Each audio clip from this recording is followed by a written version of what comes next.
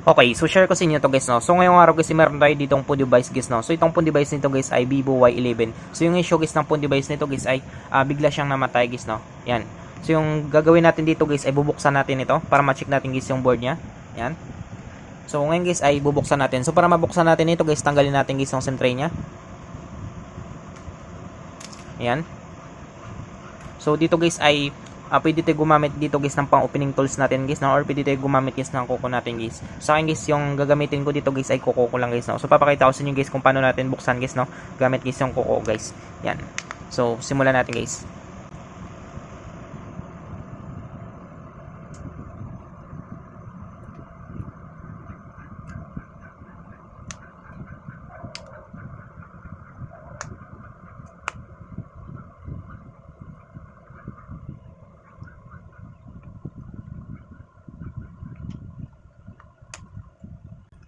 So yun siya guys, no? So nabuksan natin guys.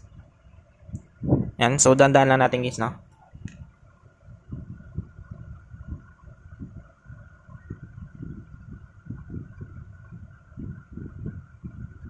So meron siyang glue guys. So tanggalin na natin guys yung glue niya. Yan. So sunod natin gagawin dito guys. Dapat dito guys meron pa yun ditong lock guys, no? So sa kanya guys wala nang lock. So direct na tayo, tanggalin natin guys yung FBC connector guys ng fingerprint sensor niya guys. Yan. Sunod natin dito guys ay tanggalin natin guys yung lahat guys ng bolts guys ng board dito guys, no? Para ma-check natin guys yung terminal nito guys ng motherboard na ito.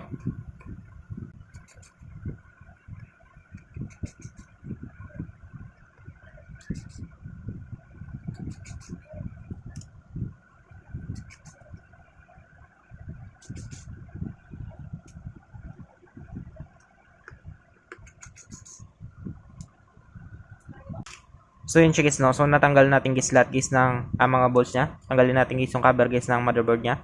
Yan. So ito na guys yung loob niya guys, no?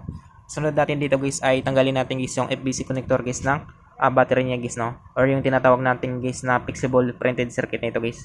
Dito guys sa terminal niya.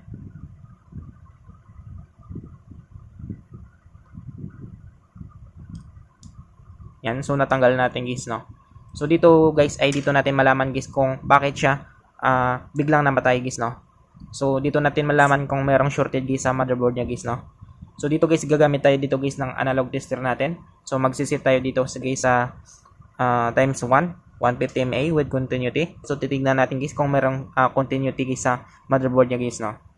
Yan, so check natin guys yung analog tester natin. Yan, so pumapalo in siya guys.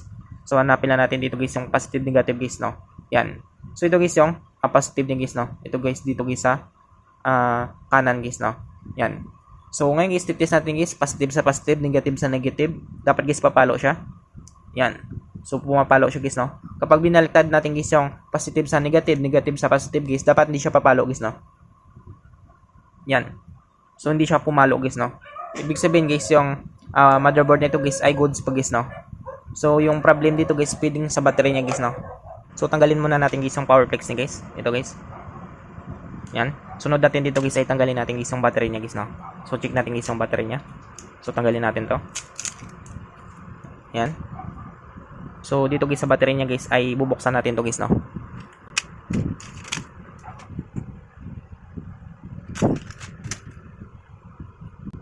So check natin guys yung battery niya guys or yung BMS nito guys, no?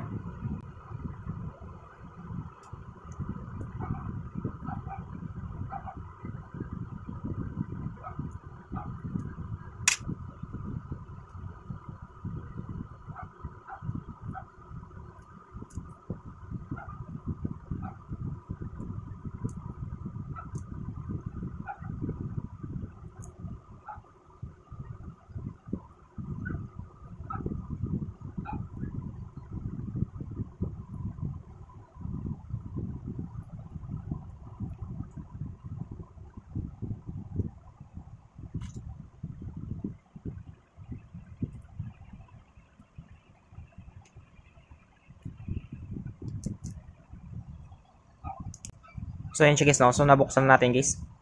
So tanggalin lang natin dito guys yung ano niya guys, yung cover guys ng plastic nito guys, no? Hanapin natin dito guys yung resistor guys or yung fuse niya guys, no? So check natin guys yung ano niya guys, yung cover guys ng plastic nito guys, no? Hanapin natin dito guys yung resistor guys or yung fuse niya guys, no? So check natin guys yung resistor guys or yung fuse niya guys, no? Yan. So So yan siya guys, no. So kung makita nyo dito guys ay nandito guys yung resistor niya guys, no, or yung fuse niya dito guys sa BMS niya guys. So yung gagawin natin dito guys ay jumper natin ito guys. So painitin lang natin guys ang soldering iron natin.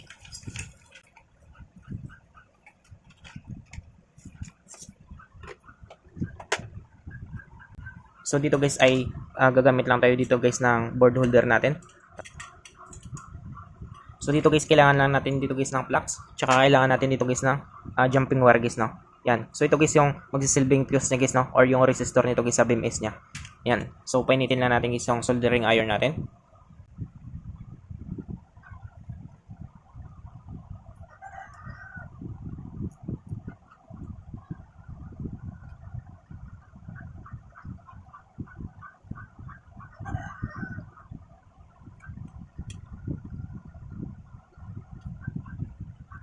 So dito guys ay simulan natin guys, no. So dito guys mag-inject tayo dito guys ng flux natin. Dito guys sa dalawang paa niya. Yan. Tsaka kailangan rin natin guys gumamit guys ng lead natin guys, no.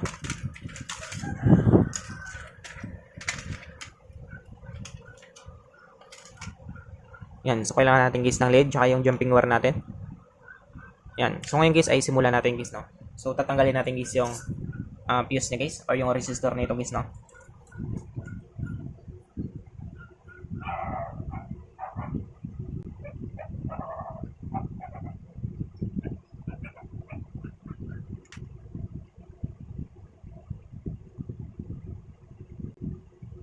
Yan. So natanggal natin guys yung fuse niya guys, no, or yung resistor niya guys.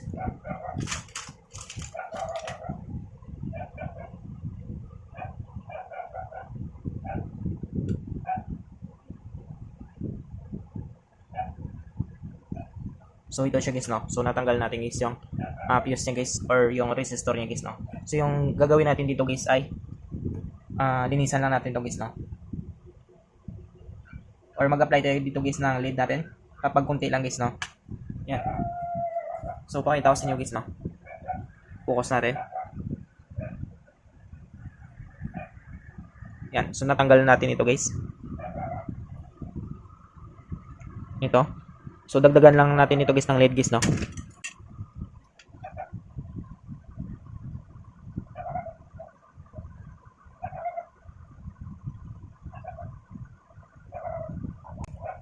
Yan. So ito na siya guys, no. So ngayon guys yung gagawin natin dito guys ay maglagay tayo dito guys ng jumping wire natin guys, no. Yan.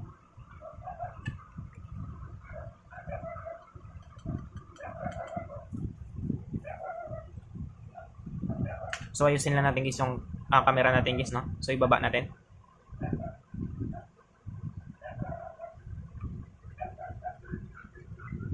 Yan. So simulan natin guys, no.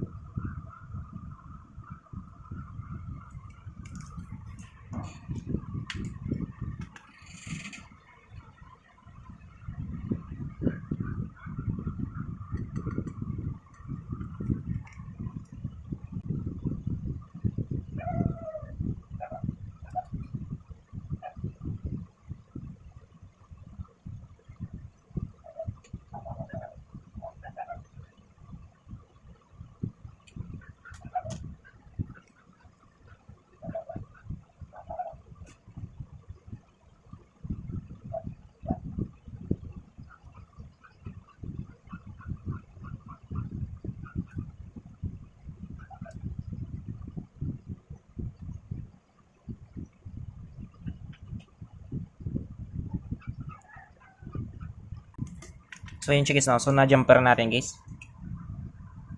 Yan. So ayusin lang natin guys, no.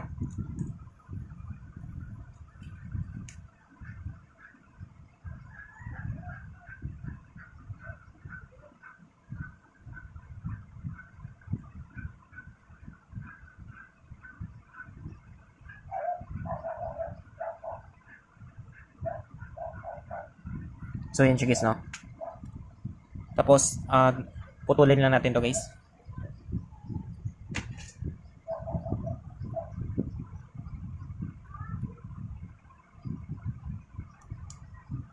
Yan, tapos linisan lang natin guys ng electronic liquid natin.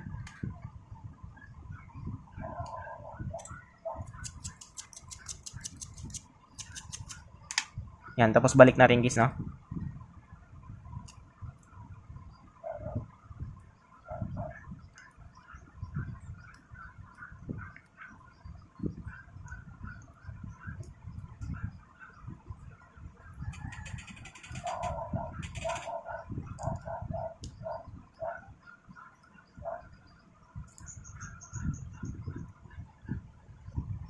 So ayusin lang natin guys yung ating camera guys, no?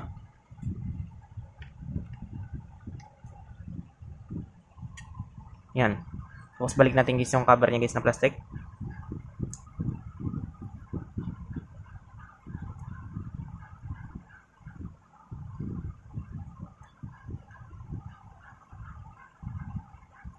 Tapos balik natin guys sa unit niya guys, no?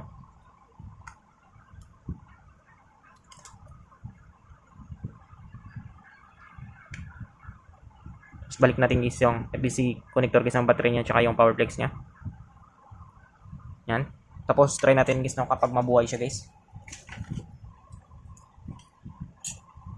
So dapat guys luto guys yung pagkahinang nyo guys, no? Kasi kapag hindi siya luto guys ay hindi siya mabubuhay guys, no? Yung ating phone device guys. So try natin guys, no? Check natin.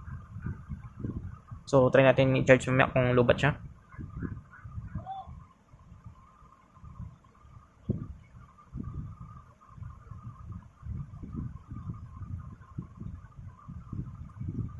Yan, so nag-vibrate siya guys.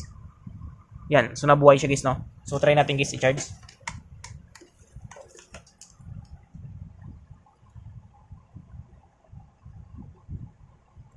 Yan, so antayin lang natin guys, no? So kapag ganito guys, ibig sabihin guys ay luto guys yung pagkainang natin guys, no? Yan, so yung tinanggal natin guys ay ito lang guys, no? Ito guys yung resistor niya guys or yung fuse na ito guys. Yan. So malalaman natin yan guys, no? Kapag mabuksan natin ito guys, kapag magtuloy siya guys. Yan, so nag-charge na siya guys, no? So ibig sabihin guys ay nabuhay natin guys yung phone device na ito guys, no? Na biglang namatay guys. Yan. So antayin na lang natin guys, no? So check na natin guys, no? So try natin guys panda rin. Yan, try natin guys kung kumarga siya guys. So try natin guys, no, kapag mag-under siya guys, kung kumarga siya.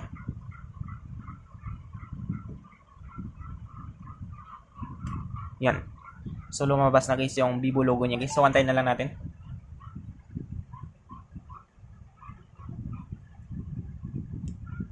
So try natin guys, no? Check natin guys kapag magtuloy siya guys. Kapag magtuloy yan siya guys na hindi siya mamatay, ibig sabihin guys ay na-fix natin guys yung issue niya guys, no? Ito lang guys yung issue nito guys. Bigla siyang namamatay guys. Yan. So antayin na lang natin guys.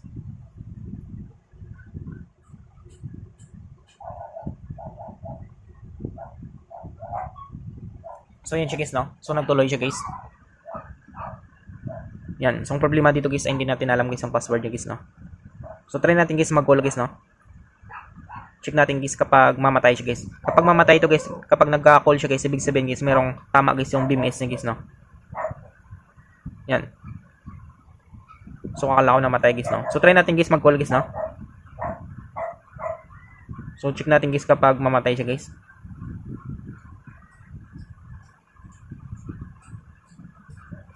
So try natin mag-call.